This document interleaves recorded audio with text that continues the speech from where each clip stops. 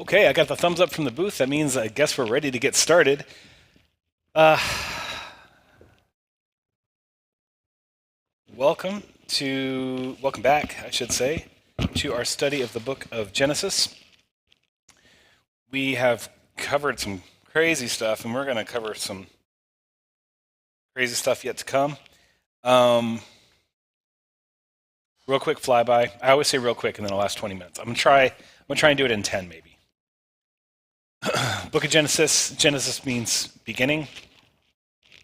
And this is a book full of beginnings. Beginning of the universe and the world. Beginning of mankind. It's where God institutes his covenant with his people. And of course, we're going to get the beginning of the nation of Israel. And, we call it the nation of Israel, and that makes sense, but really, it's the nation of Abraham in a sense, right? Because the covenant is not firstly to Israel, it is firstly to Israel's grandfather. Remember, Israel is not just the name of a country, it's the name of a person. There are some features of that covenant that we're going to talk about today, some of which require a level of maturity, but also, no. If you didn't come with maturity, you gotta grow it while you're here. That's how it goes. So the brief history of the world, we have Adam and Eve, the fall into sin, which the next generation is Cain, Abel, and Seth. Cain and Abel are already involved in sacrificial worship, which is, you just take it for granted in the story, but you need to stop and think about that for a minute, right? Because in the Garden of Eden, nothing died, as far as we can tell. Not even the plants. But already, by the second generation, people are worshiping God by offering sacrifices. And that is, I think, not the way that we normally think about worship as 21st century Americans, Christians. And part of the reason for that may be, as a people whose religious lineage can be traced back to a commonality with Israel, the temple sacrifices are no longer done either. I don't know if you knew that. If you go to a Passover meal at a practicing Jewish household, they will probably not serve lamb, as you would expect if you read the Exodus account of how you're supposed to observe the Passover. And the reason for that is that when the temple was destroyed, temple sacrifice came to an end. Now, sometimes there will be a lamb shank bone in remembrance of and hope for the restoration of the temple and the resumption of the worship as God outlined. Of course, we have a different view about the lamb sacrificed for the Passover, but we'll talk about that more in the sermon today. Yes, sir. Well, yeah, that's sort of what I'm highlighting here is Cain and Abel are already doing it. Yeah, nothing. We don't get anything in the story about God saying, hey, you should bring me a sacrifice. Maybe. There's a lot of things we don't get. We don't get where people learned how to speak. Right? And I think the easy assumption would be one of two things. Either God hardwired it into the first generation, or God himself taught them to do it. But if you remember Adam's first assignment, his first assignment was name the animals. Yeah, so he's creating vocabulary on the fly.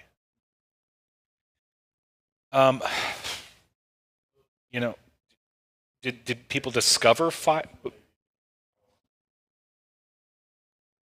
Yeah.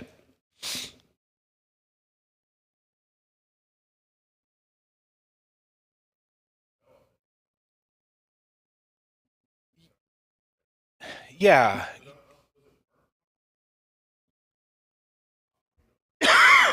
Well, it didn't say burnt, right? But at the same time, I think when we modern folk who don't practice animal sacrifice think about sacrifice, what we almost always think about is Holocaust, right? Which is to say, you bring the whole animal, you sacrifice it, and you burn the whole thing. But that's not what most of temple sacrifices were like, or tabernacle sacrifices. Most of them were, you bring the animal, it is slaughtered, a portion is set aside for God, and then the rest is enjoyed between the priest and the people who brought the offering. So, with that in mind, with the idea in mind that most sacrifice was actually eaten by the people who brought it and the priest who. Well, I don't know, because Abel brought a lamb, but at the same time, people hadn't been given permission to eat animals yet. So, I don't know. There's so much mystery wrapped into it, and I think if people say they've got an answer, hold it loosely. And the world was just so fundamentally different back then. People lived 900 years. And maybe it never rained. Maybe. Well, here's the thing that I'd like to highlight for you, though, right? The Bible will not answer every question you have, even about the Bible. It's a weird thing to just say it like that, and it seems obvious when you say it like that. But sometimes I think we feel entitled that the Bible should answer every question we have, even about the Bible. What does Jesus do for the first 30 years of his life? There's not a lot in there to tell us. And here's what I think we should be able to, here's, I think, a mature thing that we need to make peace about. God gave us what is sufficient. And for things beyond that, there's room for curiosity, but those curiosities could wind up as stumbling blocks, or they could wind up as divisive, right? And so it's important that we hold the Word of God where it is and respect what God included and what he excluded. It doesn't mean it's not okay to ask those questions. It's okay to ask the questions. Just understand that this is a matter of human curiosity, and it's fine. When Jesus turns water into wine, does he create new grapey atoms to fit in with the wine and solution? Or does he convert the water and minerals in it into wine? What are the physics mechanics? Does not matter. Does not matter. Yeah. That's right. That's right. When I'll ask the same question in a different way. When Jesus feeds the 5,000, is he converting stray atoms from the air into bread and fish, or is he creating new matter? Well, the truth is, both are within his control. And whichever he's doing does not change what God is trying to show us. And if you landed on one or the other too hard, then you're trying to answer questions that God said don't worry about. That makes sense? Good curiosities. Were they burnt offerings? I don't know. Was God incarnate with them when this happened, and they literally handed him things? What's that?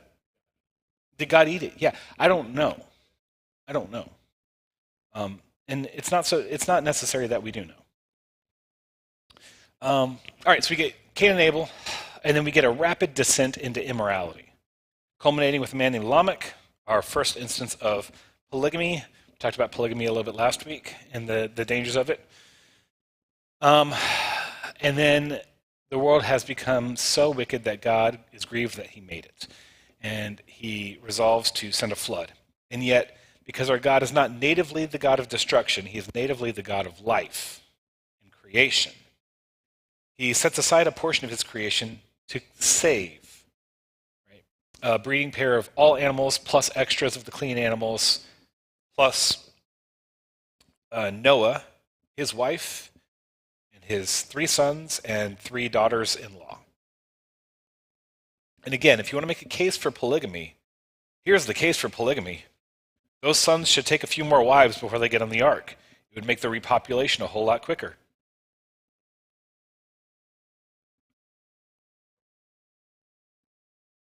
Yeah.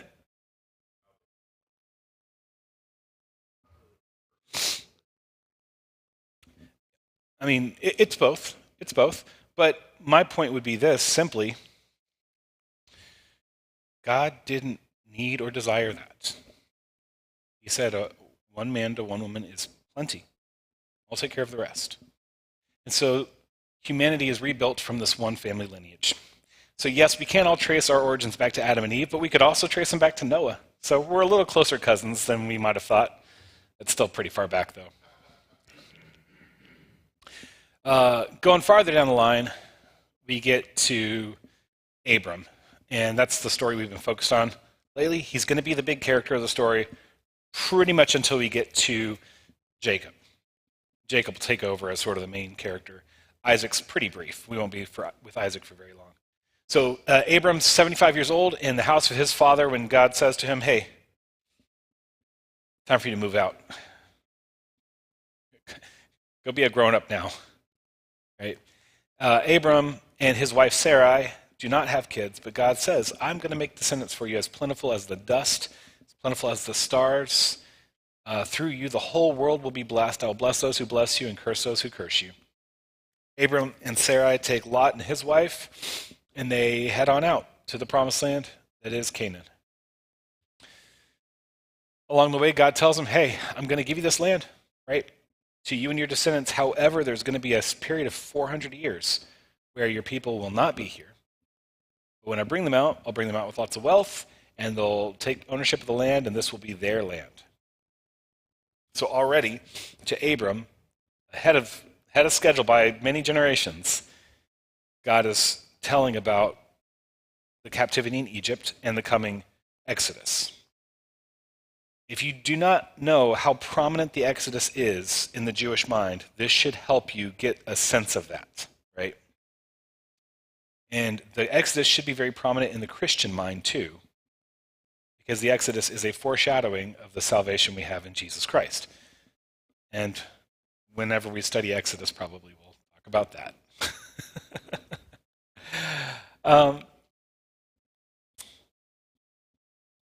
Soap opera with Abram. He has his times of fears and doubts. He lies about his wife being his sister to the Pharaoh in Egypt. When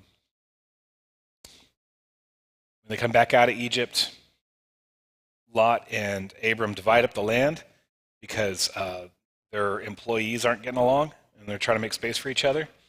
And so Abram says, okay, let's cut a line right here. You pick left or right. I cut, you choose, right? And Lot says, well, I'll take the good land over there, which lands him over by the city of Sodom. There are cities in the land. And you'll read about kings. If you think about kings, don't think like whole great nations yet, probably. These are probably more like city-states. Still a lot of people, right? Still armies and all that kind of stuff.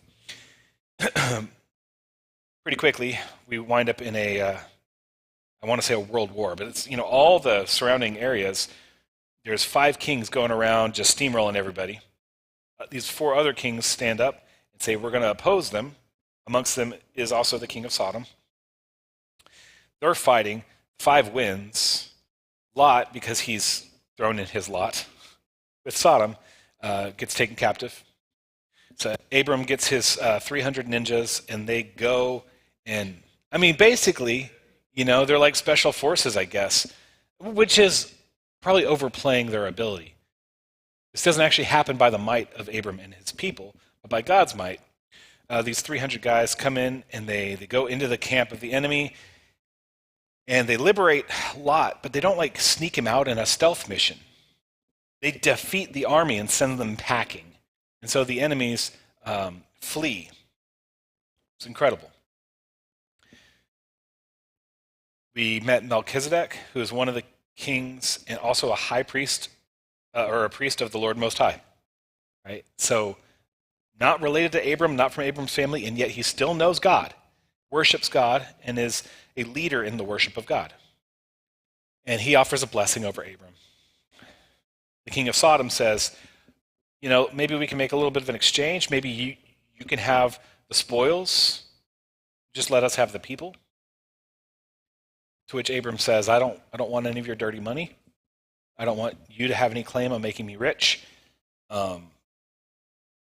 Let's just say whatever expenses my people had in eating during this campaign, that's enough, and then we go our separate ways.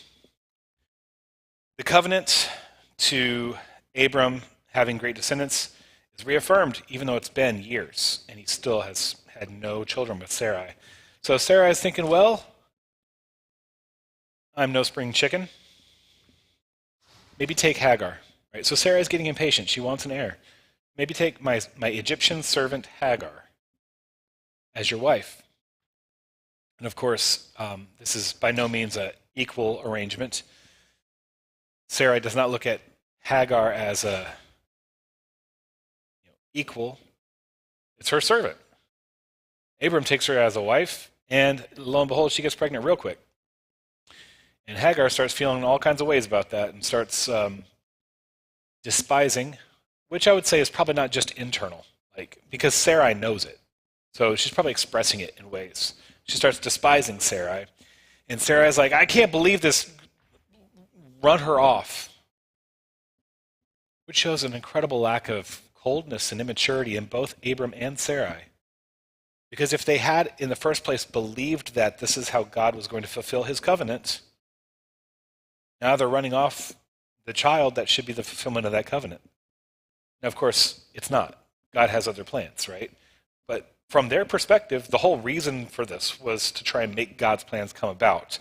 By the way, let this be a lesson to you. You do not need to strong-arm God's plans. If he's promised you something, and it's not happening, you don't need to do things counter to his will to make those happen. What we often need to do is just be patient and trust.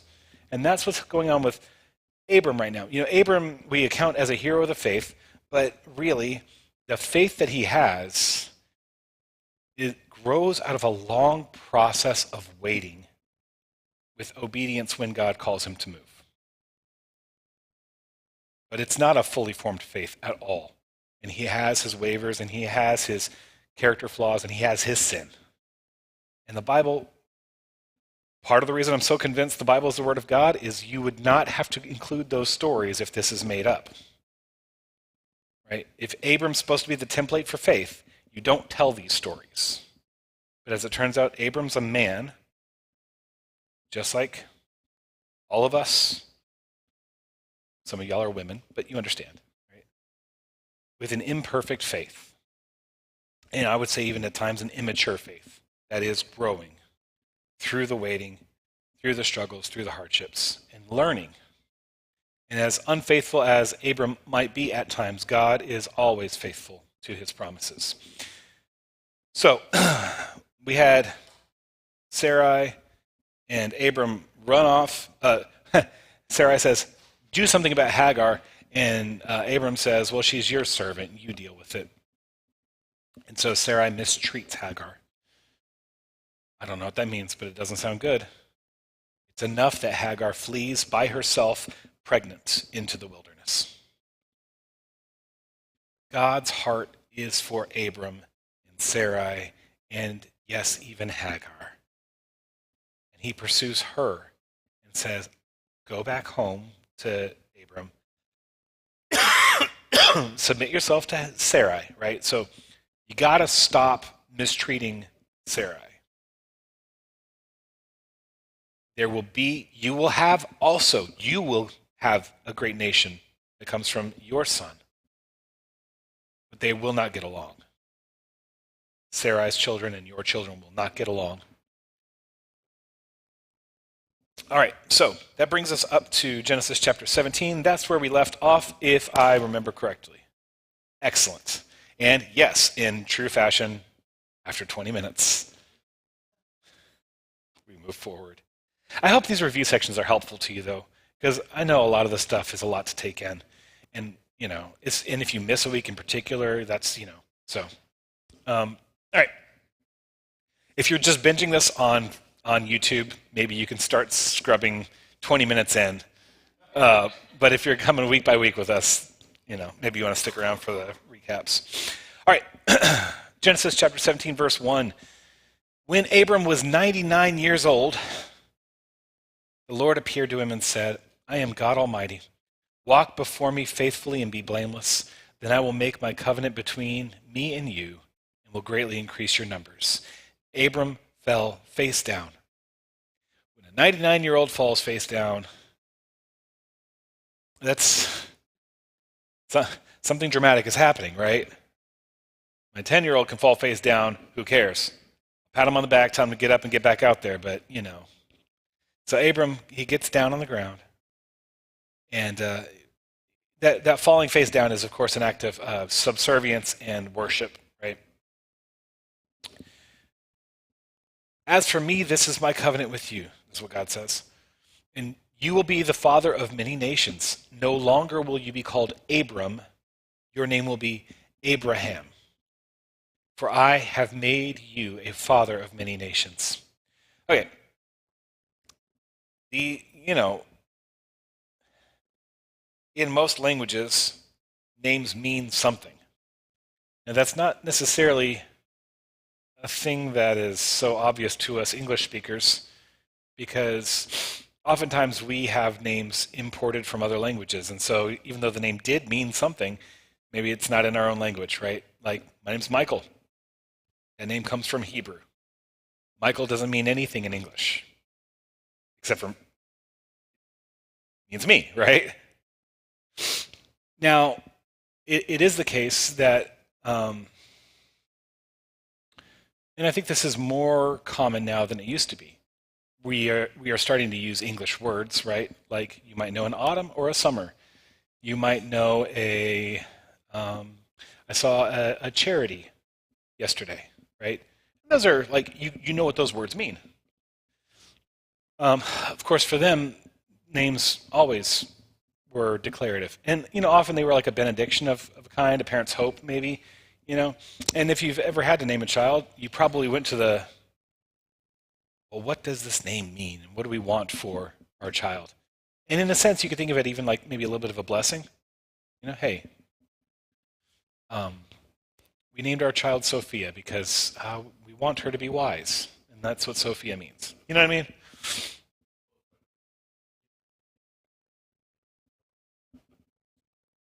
Yeah.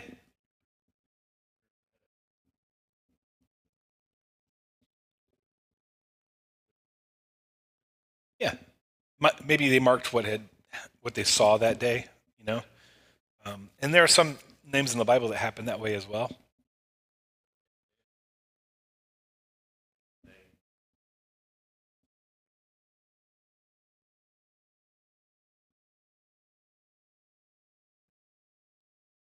John, yeah. Yeah. Yeah. Yeah, and if he could trace his name back far enough to its biblical roots, he would know it actually does mean something, right? But not in his tongue. So, what is the significance? Abram to Avraham, right? So the prefix or the noun Av means father, right? So you've probably heard, we cry Abba, Father, right? But Abba would be the way that a child says Mama is short for mommy or mother eventually. Dada, short for daddy, right? Abba would be the way that a baby might say, ah, father, right? That's why people will tell you, Abba's like daddy. Yeah, okay, kind of, but like maybe that's not the only way. What is Ram and Raham? Well, it's a little bit unclear. Ram might mean something like exalted, so Abram might be like exalted father or high father. Avraham, it's suggested, Raham means like multitudes or many, right? So Avraham would be the father of many, or the father of multitudes. The objection to that is Raham doesn't actually occur in any of the ancient Hebrew we have. It is, in fact, an Arabic word. So some people will say, so it can't mean that. Well, I don't know that can't is the right answer. Realistically, Arabic and Hebrew have common roots, and this is ancient times, so we're going to be closer to those roots. Similarly, I would say the syntax of the sentence suggests that's the way to understand it. Let's read again. Your name will be Avraham, for I have made you a father of many nations. So the idea that the name would mean father of many tracks well in the sentence. Now, if that's not true, this is not going to be a salvation issue for you, right? But this is one of those curiosity things. You're like, well, why does he change his name? He's reaffirming the covenants. And it's something else I want to point to you as well. And coincidentally, and I don't mean that as luckily, because probably God orchestrated it, we're reading this text today. I had no idea how to schedule that back when I was doing my preaching schedule for the season. But today, our gospel reading is going to be Jesus telling Simon that he is Peter. So I get parallel texts of names being given, right? Who named this man Avram? Who named him Abram or Abram? Yeah, his father. Who named him Abraham? God did, right? So this is not just a matter of a change of name, but it sort of implies a change of fatherhood, right? Or of parentage. Your parents have the right to give you a name, generally. And now God is taking him as a son, in a sense, and saying, I'm giving you a new name. You have your birth father's name, that's fine, but you will be, and he is, right? We know him. It's been a stumbling block for me for the last several weeks every time I say Abram, because I want to say Abraham, right? All right. Verse 6. I will make you very fruitful. I will make nations of you, and kings will come from you. I will establish my covenant as an everlasting covenant between me and you and your descendants after you for the generations to come, to be your God and the God of your descendants after you. The whole land of Canaan, where you now reside as a foreigner, I will give as an everlasting possession to you and your descendants after you, and I will be their God. Now, if you think through what God is saying here, the promise is to Abraham now, and to his descendants. So the promise cannot be conditional on the descendants, right? Because God's establishing the covenant now, saying this is for you and for them. So he's not like grading them on their good works or anything like that. Because remember when we split the animals and the fire and the smoke pot went in between the animals? Abraham didn't go with them, right? Because the full weight of the covenant rests on whom? God. It's not about both parties holding their end of the deal. God bears the whole weight of the covenant. But what's being promised here is, in human terms, a conquest. Are there people living in Canaan right now? And there will always be. And God's saying, I'm going to give this land to you. Now let's think about what Abram and Sarai did wrong last chapter. God said, I'll give you many descendants, and it's not happening in their own time, so what do? They try to do it themselves. This should be an indication. Look, if God is promising this land to you, you don't need to force it. This doesn't need to be a military campaign that you wage by amassing your own armies and your own... No. What you're being called to is patience. Because God says, I will give it to you. And if you read through the military history of Israel, almost exclusively, when they operate under their own strength, they lose. And when they depend upon God's strength, they win. Almost every time. And this is why, whenever they depend upon God's strength, they win, period. And this is why, with somebody like Gideon, who helps to fulfill this, right? As they come out of Egypt, Moses dies, and Joshua and that generation rise up. As they're occupying the land, God often shrinks their army before they go into battle. Because he wants them to know it's my strength, not yours, that wins the victory. I will still use you, but it is my strength, not yours. All right. Verse 9. Then God said to Abraham, as for you, you must keep my covenant, you and your descendants after you for the generations to come. This is my covenant with you and your descendants after you, the covenant you are to keep. Every male among you shall be circumcised. You are to undergo circumcision, and it will be a sign of the covenant between me and you.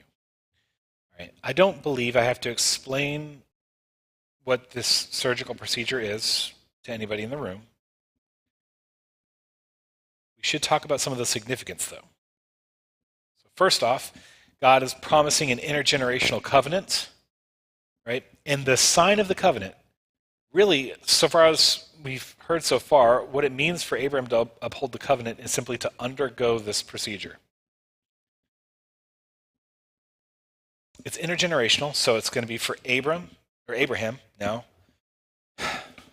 which is going to be rough, but then for his children and their children and their children, right? The location of circumcision makes it inextricable with fathering the next generation. Also, it is actually private, right? So if you're just to be doing a normal business transaction with somebody in the marketplace, you can't just look at them and know their covenantal standing, right? While it is at one time physical and external to the person, it still is actually a matter of privacy between you and God, right? It is also permanent. This is a one-way procedure. If the sign of the covenant had been like something you wear, you shall tie a scarlet band around your left arm as a sign of the covenant. Or if it was a daily duty that you perform, as a sign of the covenant, you will wake and you'll declare this, 3 times. Like, all of that would depend on the faithfulness of the person day after day after day. And you could just you could just say, well, I'm not going to do that today. And then maybe I will. But the mark of the covenant that God outlines is permanent and undoable. Because, again, the weight of the covenant really rests on the shoulders of God, not on your shoulders or other extremities. Right? Let's keep going. And if it was, by the way, one of those external things, then I would see you in the marketplace and be like, hey, dude, where's your armband? Or where's your headband? Or where's your, hey, I didn't hear you saying those prayers this morning. Or whatever. You know what I mean? For the generations to come, every male among you who is 8 days old must be circumcised, including those born in your household or bought with money from a foreigner, those who are not your offspring. Whether born in your household or bought with your money, they must be circumcised. My covenant in your flesh is to be an everlasting covenant. Any uncircumcised male who has not been circumcised in the flesh will be cut off from his people. He has broken my covenants. First off, I would say, well, how would you know? The simple answer is everybody in this circumstance has somebody over them who's responsible for them. Right?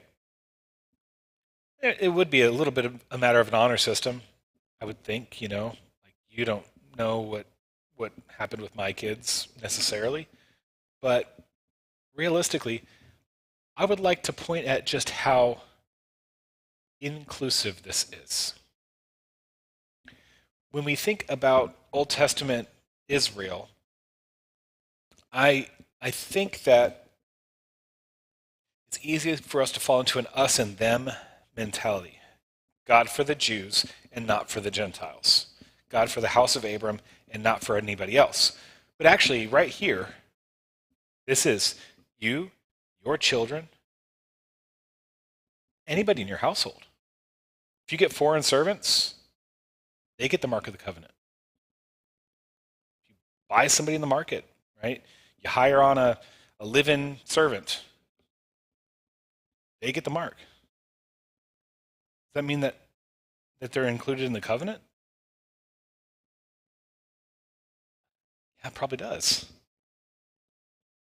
And the thing is, the covenant of God has always been way more inclusive than humans want it to be. We want it to be exclusive, right? Because we want it to be something that makes this group special and this one not special. The specialness rests on God. And it was never a matter of genetics. You'll hear me say this repeatedly. It's never been a matter of genetics. Yeah, to be God's people has never been a matter of genetics. And this is a mistake people are making today, thinking that there are some people that God will save because of their genetics and other people by faith. No. It's always been a matter of faith in the Messiah, in the promised salvation, going back all the way to Adam and Eve. All right.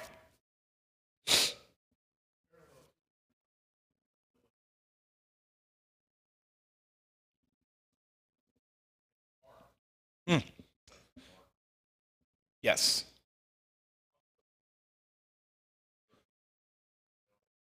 Yep. Yep. Yep. So, yes, and that's a thing that we should understand, is that while it has always been salvation through faith, and it has always been about a covenant of God to his people, the church of the New Testament is different in some ways from the people of the Old Testament. One of those ways, as a step aside and then we'll step back in. One of those ways, by the way, is there were times when the people of God were called to take up arms to fight wars for theological reasons. Now that Christ has come, there are no more wars to fight in that way. Now, that doesn't mean that Christians are necessarily pacifists. It doesn't mean that Christians cannot, stand up and defend their country. I'm not saying that. But what I'm saying is, if you join the army of the United States and go to fight evil somewhere in the world, you are not doing that as an operation of the gospel. You are doing that as a way of keeping peace and protecting human life, hopefully, right? We fight the bad guys to protect those who are vulnerable. There is no holy war for New Testament Christians in the flesh. We don't fight against people. Our struggle is not with flesh, but against powers and principalities and the fundamental elements of this world, right? The Christian fight doesn't look at another person who doesn't share our faith as the enemy. We look at them as prisoners of war. The enemy is the kingdom of darkness. It is Satan and his forces. And anybody who's trapped on that side of the battle line should be considered someone in need of rescue, not someone in need of defeat. Does that make sense? That's why we have chaplaincy to people in prisons, for example, right? But what Mike was talking about, the parallel here, and we as Lutherans definitely lean into this, you no longer become part of God's family through circumcision. What is the new sign of the covenant for the new covenant we have in Christ? Baptism, right? Well, let's map this, right? So, I don't think anybody ever circumcised themselves. Not even Abram.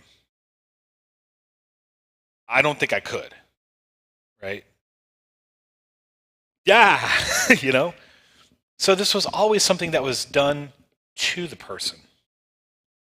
Now, if you are somebody coming in as an adult into the household of Abraham, at some level, you really are going to have to consent to this, right? But if you're an 8-day-old baby, you don't have the ability to consent. You can't understand what's happening. It's going to be done to you. Whose consent is required here? Parents.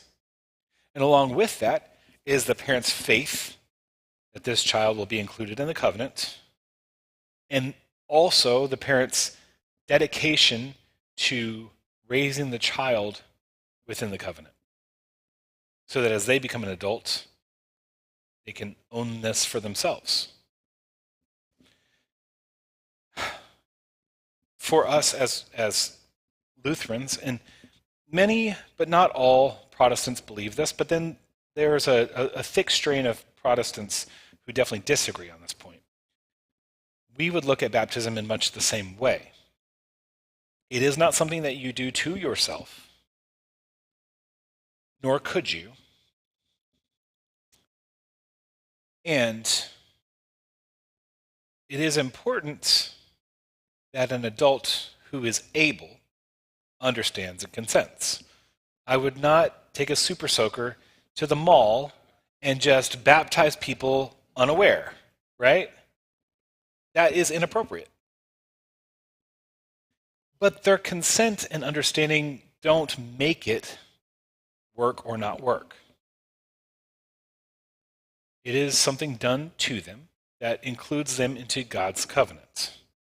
And so we have no qualms about a parent consenting to their child being baptized, raising them within that covenant, and leading them into maturity in which they embrace the covenant for themselves. Because it was never the consent that made the covenant work. Right? That makes sense? Some of y'all look a little bit like maybe it doesn't make sense. So this is a good place to ask questions. I'm sorry? Yeah, it's the word. It's the promise of God. God says this is what happens, and then we say yes. But when somebody is able to understand, it's worth us taking the time to explain it, because it becomes that much easier for them for that second part. Y'all know the Great Commission? I hope. Jesus says, all authority in heaven and on earth has been given to me. Therefore, go, make disciples of all nations, baptizing them in the name of the Father, Son, and Holy Spirit, and teaching them to obey everything I've commanded you. Well, I don't expect that an infant is ready to be taught much. Right now, they're just trying to learn how to survive outside their mother's womb, right? But as they mature, they need to be taught.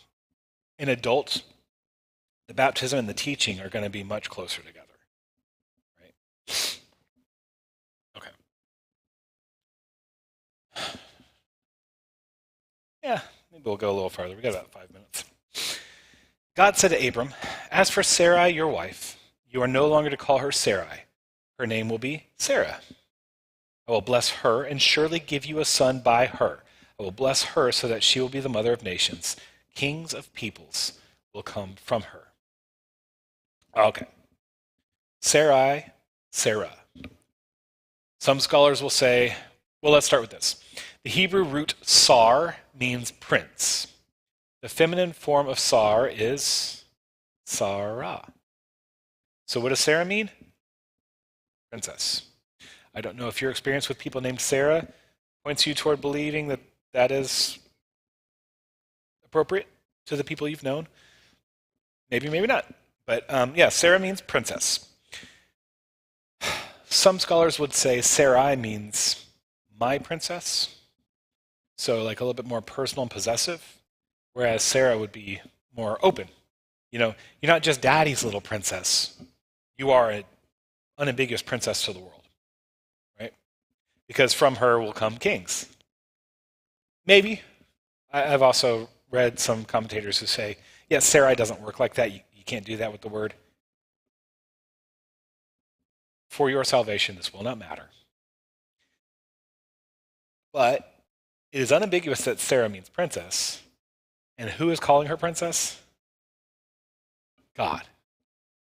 So whether or not her daddy said, oh, we're going to name her my little princess, or not, doesn't matter.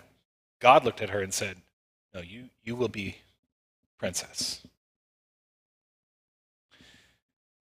Again, remember, who has the right to name you? Parents. And who is naming Sarah right now? So if God, the King of the universe, names you,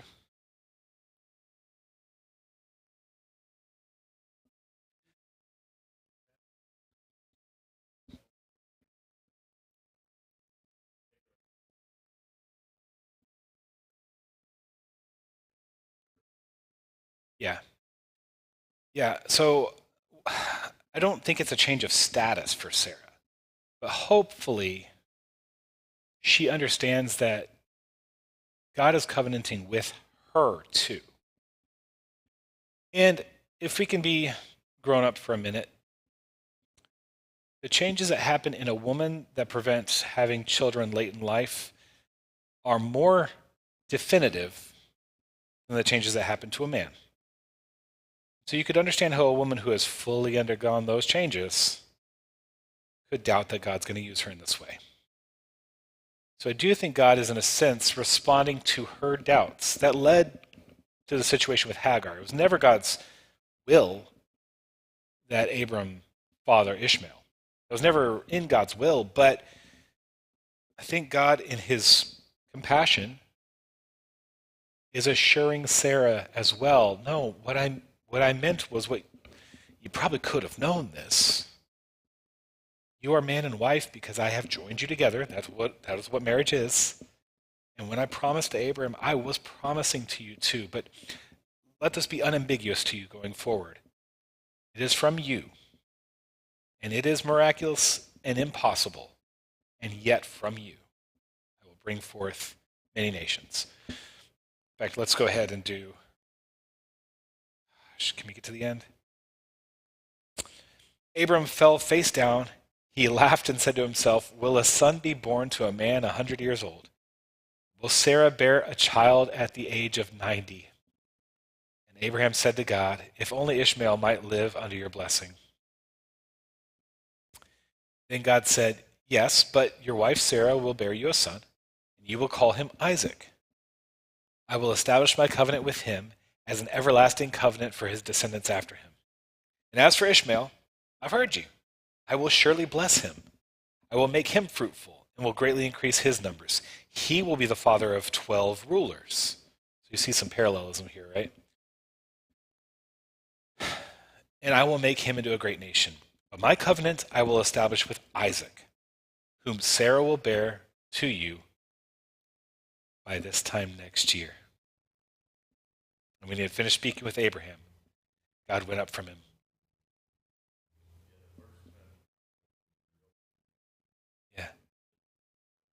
Yeah. God's getting down to brass tacks now. I'll come back to you in a year and you'll already have a son. That means things are coming together quickly. quickly, right? Which is to say, when Abram's like 100 years old. On that very day, Abraham took his son Ishmael and all those born in his household or bought with his money, every male in his household, and circumcised them as God told him. So Abraham is extending the covenant mark to Ishmael.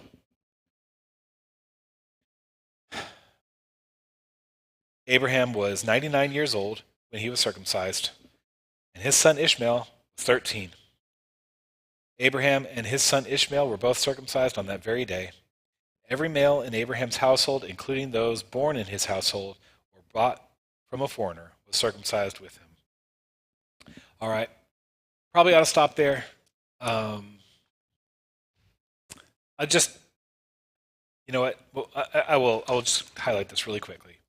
At the end of the conversation that Abraham had with God, God said, I'll be back in about a year. About how long does it take to bake a baby? 9 months. Abraham gets circumcised. There's probably a little bit of a recovery period. It ain't going to take much trying before Isaac is conceived. Couldn't, based on the timeline, right? So, pretty cool. I think it's not impossible to think that maybe in their very next union, Isaac is conceived. Don't know that for a fact, but, kind of a nice thought. All right, we are going to call that a day for now. We got church coming up in 8 minutes, so stick around. We'll see you there.